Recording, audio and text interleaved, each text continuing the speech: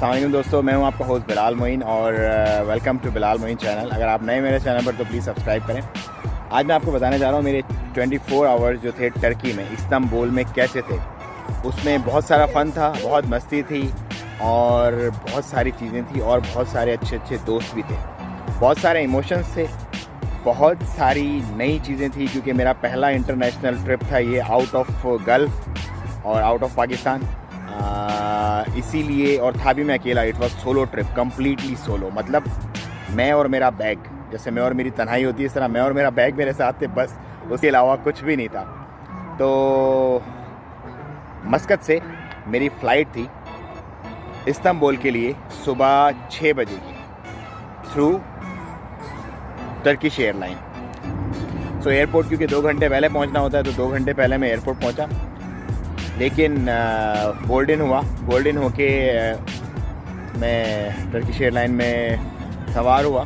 तो एक्सपीरियंस उसका बड़ा फंटास्टिक था और टर्किश एयरलाइन हाईली रिकमेंडेड है। अगर आप ट्रैवल करना चाहते हैं यूरोप या टर्की का तो चूज़ करें टर्किश एयरलाइन। रीज़नेबल तो वो होती है, लेकिन उसके साथ जो उसकी फैसिलिटीज़ हैं वो बड़ी फैसिनेटिंग है। उसके बारे में आपको बताता हूँ। इन फ्लाइट आपको भरपूर तरीके से खुली मुस्कुराहट के साथ वेलकम किया जाता है। कोई चूँ चना, कोई आगे पीछे मसला नहीं होता और मुंह भी नहीं बनता। आप अगर 2 दफ़ा जूस मांग लें उनसे या 2 दफ़ा कुछ पानी वानी मांग लें तो कोई प्रॉब्लम नहीं होती।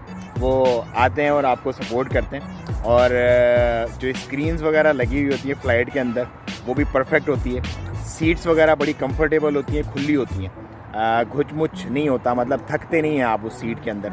4 घंटे की फ़्लाइट थी मस्कत से इस्तांबुल की। अच्छा, मुझे सिर्फ एक हाथ में मेरे होटल का था जो मैंने booking.com से बुकिंग करवाई थी पेपर। उसके अलावा कोई जान नहीं, कोई पहचान नहीं। मुझे ये सफ़र अकेले करना था बिल्कुल। अच्छा जी, मैं लैंड करता हूँ टर्की में और इमिग्रेशन पे मुझे कोई 3-4 मिनट लगते हैं क्योंकि वीज़ा था मेरे पास, ई वीज़ा। क्योंकि मेरा यूरोप का शेंजन वीज़ा लगा हुआ था तो मैंने ऑनलाइन ई वीज़ा अप्लाई किया था। ई वीज़ा मुझे विदिन 4 to 5 मिनट आ गया था थ्रू ईमेल। और उसकी फ़ी जो मैंने पे की थी वो 24 रियाल ओमानी पे की थी टोटल। अगर आपके पास ट्रांजिट वीज़ा है किसी भी मुल्क का, जैसे यूएसए का या यूके का या शेंजन वीज़ा है, तो आपको एम्बेसी में जाके पेपर्स जमा कराने की ज़रूरत नहीं है।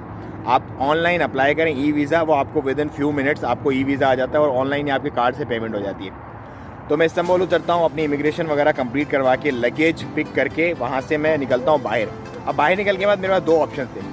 एक तो ये था कि मैं टैक्सी पकड़ूं और टैक्सी पकड़ के मैं जाऊं अपनी जो सुल्तानमंत के पास मेरी होटल थी वहाँ पर, ब्लू मॉस्क के बिल्कुल पास में। या फिर दूसरा ऑप्शन था मेट्रो लूं मैं बेसमेंट से, जो बेसमेंट है एयरपोर्ट का इस्तांबुल की, उससे अतातुर्क एयरपोर्ट से बेसमेंट से मेट्रो चलती है, मेट्रो। सो जब मैंने बाहर निकल के टैक्सी के रेट्स वगैरह पता किए तो मेरी तो बाँचें खुल गई कि क्या पता एयरपोर्ट की टैक्सी तो अल हफीज़ वाला मान आपका निचोड़ लेती हैं, मतलब आपके टूरिस्ट होने का पूरा फ़ायदा उठाती हैं। तो वहाँ से रेट शेट लेके, जस्ट फॉर इन्फॉर्मेशन, रेट लिए मैंने। उसके बाद मैं चला गया। अच्छा जी, मेट्रो लेके मैं रवा दवा हूँ अपनी डेस्टिनेशन की तरफ। तो मेरी सीट पे बिल्कुल सामने जो बंदा बैठा हुआ था वो ईरानी था। मेट्रो पूरी फुल थी और पहली बार मुझे इस तरह का सामना हुआ था। सर्दी शदीद थी क्योंकि महीना था फरवरी का, 28 फरवरी थी। और लेकिन इतनी शदीद सर्दी में भी जो यूरोप के अंदाज़ थे वो टर्की में खुल के नज़र आ रहे थे। मतलब वहाँ के पहनने ओढ़ने से, स्पेशली ख़वातीन के, फुल पता चल रहा था कि आप किसी यूरोपियन कंट्री में दाखिल हो चुके हैं। इवन तो मेरा जो होटल था सुल्तानमंत में वो एशियन साइड पे था, लेकिन आपको पता है फिर जब आता है तो मामला पूरा ही आता है। तो जो सामने मेरे साथ बैठे हुए थे ईरानी थे, वो वहाँ पर स्टडी के लिए आए हुए थे एजुकेशन प्रोग्राम पर। तो उन्होंने मुझे ये इंकशाफ किया, ऐसे ही हाल अहवाल हुए, दोस्ती यारी, क्योंकि मैं बैठता हूँ जहाँ भी मेरी आदत है बातें करता हुआ जाता हूँ, दोस्त बनाता हुआ जाता हूँ। तो उस बंदे ने मुझे बताया कि oh you are heading to Sultanahmet, तो थोड़ा ख्याल रखना, 1 हफ्ता पहले सेम इसी जगह पे ब्लास्ट हुआ है। तो उन दिनों ब्लास्ट बड़े आम थे, कोई प्रॉब्लम नहीं थी। मैंने कहा यार आपके लिए शायद ये नई चीज़ हो, हमारे लिए नई चीज़ नहीं है, क्योंकि हमें इन हालात और वाक़यात से गुज़र के आ रहे हैं। अल्लाह करीम है, जब मौत लिखी होगी आ जाएगी। अल्लाह सबका हामी और नासिर। इतना कह के मेरा स्टॉप आ जाता है, मैं उतरता हूँ सुल्तानमंत में।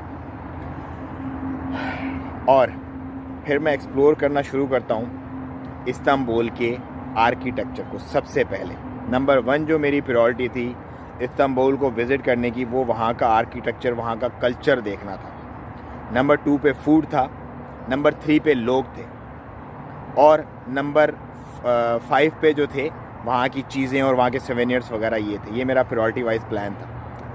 थे मेरे पास टोटल 24 घंटे, क्योंकि दूसरे दिन सुबह की मेरी बर्लिन की फ़्लाइट थी 4 बजे की, इस्तांबुल अतातुर्क एयरपोर्ट से बर्लिन की। अच्छा, जुम्मे का दिन था जब मैं पहुंचा इस्तांबुल। अब मुझे नमाज़ का भी था कि नमाज़ पढ़नी है। तकरीबन मुझे अपने घर पहुंचते पहुंचते वाया मेट्रो तकरीबन कोई 10 से 11 बज गए थे सुबह के। तो मेरे पास 2 ही घंटे थे। 2 घंटे में मैंने थोड़ा बहुत एक्सप्लोर करना था। फिर मेरा प्लान ये था जुम्मा जाके हम पढ़ेंगे सुल्तानाबाद मॉस्क में। तो एक्सप्लोर करता हुआ सबसे पहले मैं गया आगिया सोफिया के अंदर टिकट लेके मैं जाता हूँ। वहाँ पे सारा एक्सप्लोर करता हूँ, देखता हूँ आर्किटेक्चर को। पहले बेसिकली वो चर्च था, चर्च के बाद अब उन्होंने उसको म्यूज़ियम में तब्दील कर दिया। तो आगिया सोफिया में एक्सप्लोर करता हूँ पूरा अच्छी तरह से, आर्किटेक्चर पूरा देखता हूँ। उसके बाद फिर मैं निकलता हूँ वापस। बाहर बड़ी रश लगी हुई थी और वेदर बड़ा फंटास्टिक था, बहुत आउटस्टैंडिंग किस्म का वेदर था। मैं आपको एक्सप्लेन कर देता हूँ, फ़ोटोज़ देखें। अच्छा जी, ये वेदर एंजॉय करके फिर टाइम हो जाता है जुम्मे का। तो मैं जुम्मे की नमाज़ पढ़ता हूँ सुल्तानाबाद मॉस्क में। सुल्तानाबाद मॉस्क में खुतबा होता है, जुम्मे की नमाज़ होती है। जुम्मे की नमाज़ के बाद मेरा प्लान था कि अब मैं निकलूँगा ग्रैंड बाज़ार की तरफ, और ग्रैंड बाज़ार से होता हुआ फिर मैं जाऊँगा वो जो ब्रिज बीच में आता है, इसमें मछलियाँ पकड़ते हैं सारे खड़े होके, उस ब्रिज से होते हुए गलाटा टावर से इस्तकलाल स्ट्रीट से होते हुए सीधा टेक्सम स्क्वायर बाय वॉक। क्योंकि बाय वॉक जो मज़ा है ना फिरने का पूरे यूरोप में और टर्की में, वो by metro, tram, by taxi कुछ भी नहीं है। स्पेशली यूरोप में तो खैर बाय साइकिल के थ्रू, लेकिन टर्की में बाय वॉक। तो आप जब भी टर्की जा रहे हैं ज़्यादा से ज़्यादा कोशिश करें बाय वॉक आप ज़्यादा से ज़्यादा घूमें। अच्छा जी, मैं ग्रैंड बाज़ार पहुंचता हूं। ग्रैंड बाज़ार में पूरा एक्सप्लोर करता हूं। उसके बाद मैं ग्रैंड बाज़ार के नीचे ब्रिज से पहले बैठता हूं जाके एक बेंच पे। यहाँ से स्टोरी जो है वो बड़ी स्वीट किस्म की शुरू हो जाती है, क्योंकि यहाँ मुझे मिलता है मेरा दोस्त हारून, जो आज भी मेरा दोस्त है। तो हारून के साथ मोस्ट ऑफ टाइम जो मेरा गुजरता है वो गुजरता है इस्तकलाल स्ट्रीट और टेक्सम स्क्वायर पर ही। वहाँ पे डिनर किया, एक्सप्लोर किया, उनकी चीज़ें वगैरह सारा पूछा, लोकल से सारी गाइडेंस ली, और इसने भरपूर तरीके से मेरा साथ दिया। क्योंकि मुझे सुबह निकलना था बर्लिन के लिए 4 बजे इस्तांबुल से, तो मुझे सोना था जल्दी ताकि मैं जल्दी उठ जाऊँ। Early to bed early to rise. तो मैं जाता हूँ वापस अपने होटल, उसी रास्तों से दोबारा टहलता हुआ और जाके सो जाता हूँ। और अब मुझे लेनी है सुबह 4 बजे जर्मनी की फ़्लाइट बर्लिन से। ये भी 24 घंटे बड़े इंपॉर्टेंट हैं इस यूरोप ट्रिप के। अब क्योंकि लंबा हो गया काफ़ी व्लॉग, तो ये मैं आपको अगले व्लॉग में बताऊंगा मेरे जर्मनी के 24 hours in Berlin. Till then bye bye, अल्लाह हाफ़िज़।